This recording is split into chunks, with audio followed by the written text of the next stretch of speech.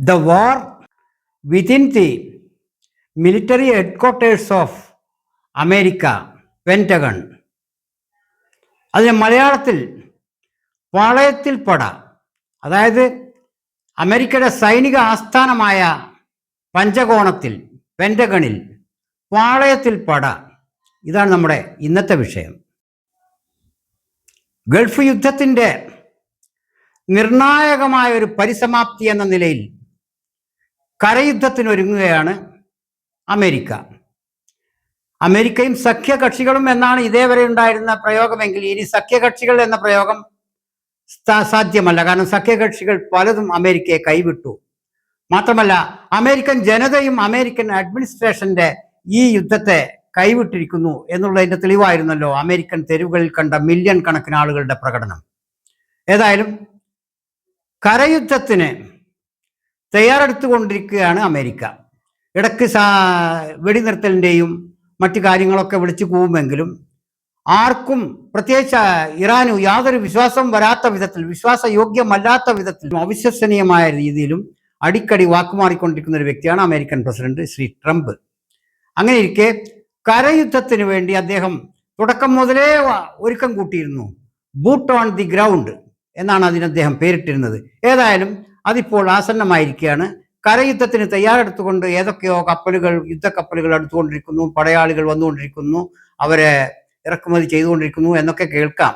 എങ്കിലും ഈ സമയത്ത് തങ്ങളുടെ ആത്മവീര്യം ഒട്ടും തന്നെ ചോർന്നു പോകാതെ കൂടുതൽ ആത്മവിശ്വാസത്തോടെ കരയുദ്ധത്തിന് വേണ്ടി തയ്യാറെടുക്കുകയാണ് ഇറാൻ. അതേ സമയത്ത് അവർ പറയുന്നു, കരയുദ്ധത്തിന് സ്വാഗതം, സ്വാഗതം ടു ദ ഹെൽ എന്നാണ് അവർ പറയുന്നത്. നരകത്തിലേക്ക് സ്വാഗതം എന്നുകൂടി അവർ കൂട്ടിച്ചേർക്കുന്നുണ്ട്. അമേരിക്കയും ഇറാനും തമ്മിൽ ഒരു കരയുദ്ധം നടന്നാൽ യാതൊരു അഡ്വാൻറ്റേജും അമേരിക്കക്ക് അതിൽ കാണാനാവില്ല. കാരണം ആകാശ യുദ്ധത്തിൽ അവർ നേടിയ മേൽക്കൈ ഒന്നും, അതിൽ പോലും അവർക്ക് മേൽക്കൈ നേടാൻ കഴിഞ്ഞെങ്കിലും ഇറാന്റെ തിരിച്ചടിയിൽ വട്ടം തിരിഞ്ഞുപോയി അമേരിക്കയും ഇസ്രയേലും ഗൾഫ് രാജ്യങ്ങളും.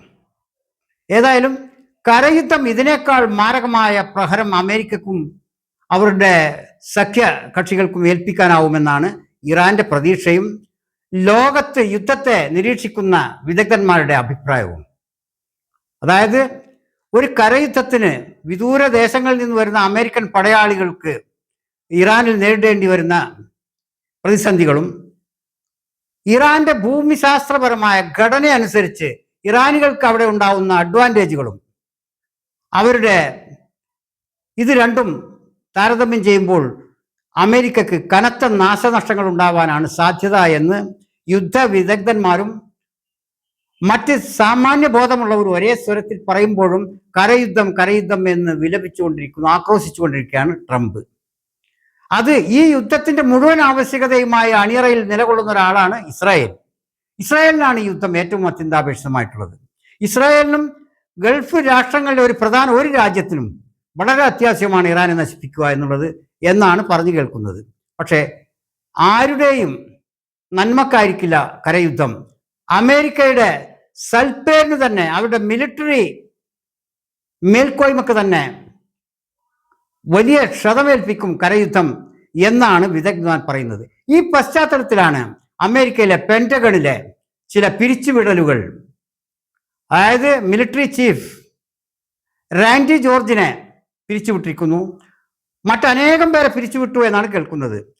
ട്രംപിന്റെ കരയുദ്ധത്തിന് തയ്യാറെടുക്കാത്തതിൻ്റെ പേരിൽ, വൈമനസ്യം പ്രകടിപ്പിച്ചതിൻ്റെ പേരിലാണത്രേ ഈ പിരിച്ചുവിടൽ. ഇത് അമേരിക്കയുടെ സൈന്യത്തിന്റെ ചരിത്രത്തിൽ അധികം കേട്ടുകേൾവിയില്ലാത്തൊരു കാര്യമാണ്. കാരണം പട്ടാള മേധാവിയായ പ്രസിഡന്റിന്റെ ആജ്ഞയ്ക്ക് വിരുദ്ധമായി വൈമനസ്യം പ്രകടിപ്പിക്കുക എന്നുള്ളത്, അനുസരണക്കേട് കാണിക്കുക എന്നുള്ളത് കേട്ടുകേൾവി അധികം ഇല്ലാത്തൊരു കാര്യമാണ്. അമേരിക്കയുടെ എന്നല്ല, ലോകത്തെ ഏത് പട്ടാളത്തിന്റെയും സ്ഥിതി അത് തന്നെയാണ്. പട്ടാളക്കാർക്ക് ആദ്യം പറഞ്ഞത് കേൾക്കുക, അത് കഴിഞ്ഞാണ് അടുത്ത പ്രശ്നങ്ങൾ ഉദിക്കുകയുള്ളൂ. കാരണം അവർക്ക് അനുസരിക്കാൻ ബാധ്യസ്ഥരാണ് അവർ. ചോദ്യം ചെയ്യാൻ വലിയ സ്വാതന്ത്ര്യമുള്ള കൂട്ടത്തിലല്ല ഒരു പട്ടാളവും ഭൂമുഖത്ത്. പെൻറ്റഗണിലെ പിരിച്ചുവിടലുകളുടെ പശ്ചാത്തലത്തിൽ ഇറാൻ പ്രതികരിച്ചത്, ഏതൊരു റെജിം ചേഞ്ച് ആവശ്യപ്പെട്ടുകൊണ്ട് ഇറാനിൽ വന്ന് കുഴപ്പങ്ങൾ ഉണ്ടാക്കിയോ അമേരിക്കയും ഇസ്രയേലും, ആ രാജ്യങ്ങളിലാണ് ഇപ്പോൾ റെജിം ചേഞ്ച് നടന്നുകൊണ്ടിരിക്കുന്നത് എന്നാണ് അവർ കളിയാക്കി പറയുന്നത്. പെന്റഗണിലാണ് ഇപ്പോൾ റെജിം ചേഞ്ച് എന്നാണ് അവർ പറഞ്ഞത്.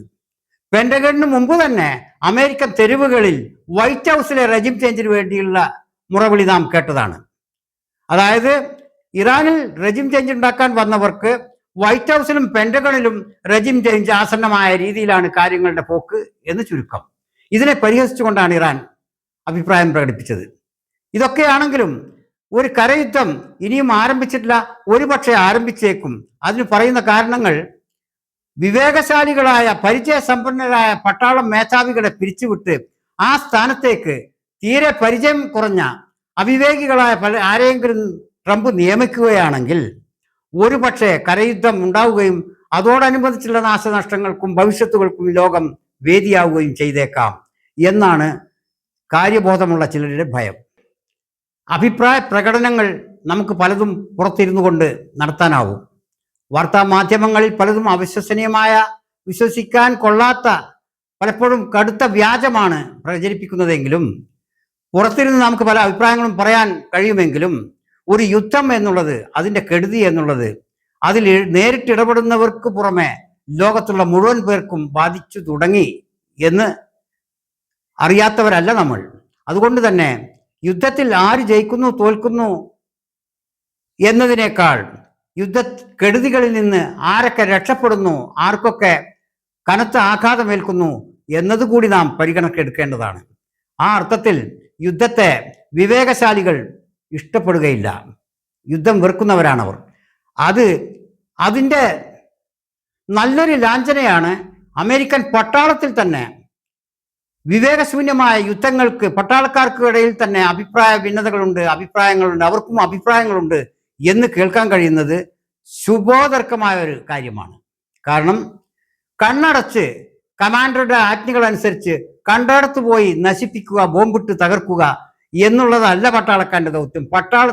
പട്ടാളത്തിനും വേണം ഒരു എത്തിക്സ് ഉണ്ടെന്നാണ് കരുതുന്നത്.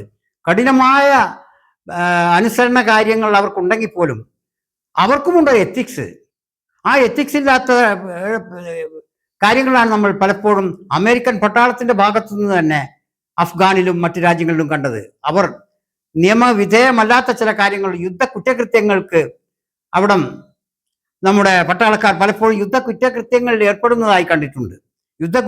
യുദ്ധമേ ഒരു കുറ്റകൃത്യമാണെന്നിരിക്കെ അതിനകത്ത് മറ്റൊരു കുറ്റകൃത്യമോ എന്ന് ആശ്ചര്യപ്പെട്ടേക്കാം. എങ്കിലും യുദ്ധത്തിന് ധാർമ്മികമായ ഒരു ചട്ടക്കൂട് ഉണ്ടാക്കി വെച്ചിട്ടുണ്ട് ആധുനിക ലോകം. പൗരാണിക കാലത്തും അതുണ്ട്. പക്ഷെ അതെല്ലാം ലംഘിച്ചുകൊണ്ട് കടുത്ത യുദ്ധക്കുറ്റകൃത്യങ്ങൾ നിർവഹിക്കുന്ന, അതിലേർപ്പെടുന്ന പട്ടാളക്കാരും ഉള്ള ഒരു കാലത്താണ് അമേരിക്കയിൽ നിന്ന് നല്ല ഒരു സദ്വാർത്ത കേൾക്കുന്നത്. അമേരിക്കൻ പട്ടാളത്തിന് അനാവശ്യമായ യുദ്ധത്തിലേക്ക് പോകാൻ വൈമനസ്യമുണ്ട്, നീരസമുണ്ട് എന്ന വാർത്ത. അത് വലിയൊരു നല്ല ശുഭവാർത്തയായിട്ട് വേണം ലോകം ശ്രവിക്കാൻ. American army chief Shri Randy ജോർജിന് നമുക്ക് ഒന്നും സംഭവിക്കാതിരിക്കട്ടെ എന്ന് പ്രാർത്ഥിക്കാം. കാരണം ഒരു പട്ടാളത്തിന്റെ പേരിൽ മാത്രം സൂപ്പർ പവറായി നിലകൊള്ളുന്ന രാഷ്ട്രത്തിന്റെ പട്ടാള മേധാവി തന്നെ തൻ്റെ വലിയൊരു ഭീമമായ ഒരു യുദ്ധം നടന്നുകൊണ്ടിരിക്കുമ്പോൾ അതിൽ മുന്നോട്ട് പോകാൻ വൈമനസ്യം കാണിച്ചതിൽ ആ വ്യക്തിയെ എന്തൊക്കെയായിരിക്കും ആ രാജ്യം, അതിൻ്റെ പ്രസിഡന്റ്, അതിൻ്റെ അത്യുന്നതനായ ചീഫ് കമാൻഡർ ചെയ്യുക എന്ന് നമുക്ക് ആലോചിക്കാൻ പോലും പ്രയാസമുള്ള കാര്യമാണ്. എങ്കിലും ശ്രീ റാൻഡി ജോർജ് അമേരിക്കയുടെ സിറ്റുവേഷൻ അനുസരിച്ച് കഠിന ശിക്ഷകൾക്കോ മറ്റ് പ്രതികാര നടപടികൾക്കോ വിധേയനാകാതിരിക്കട്ടെ എന്ന് നമുക്ക് ആശിക്കാം, പ്രാർത്ഥിക്കാം. ഏതായാലും ഈ യുദ്ധം വൈറ്റ് ഹൗസിലും ടെലവീവിലും പെന്റഗണിലും റെജിം ചേഞ്ച് ഉണ്ടാക്കുമെന്ന് നമുക്ക് ആശിക്കാം. ഇറാനിൽ അതുണ്ടാക്കാൻ ഏതായാലും അതിനുവേണ്ടി ഇറങ്ങിപ്പുറപ്പെട്ടവർക്ക് കഴിഞ്ഞില്ല എന്നുള്ളതാണ് വസ്തുത. ഏതായാലും അതിനിറങ്ങിയവർക്ക് അവരവരുടെ സ്ഥലങ്ങളിൽ തന്നെ മാന്യമായൊരു റെജിം മാറ്റം ഉണ്ടായേക്കുമെന്നാണ് ഇപ്പോഴത്തെ സൂചനകളിൽ നിന്ന് നമുക്ക് മനസ്സിലാക്കാനാവുന്നത്.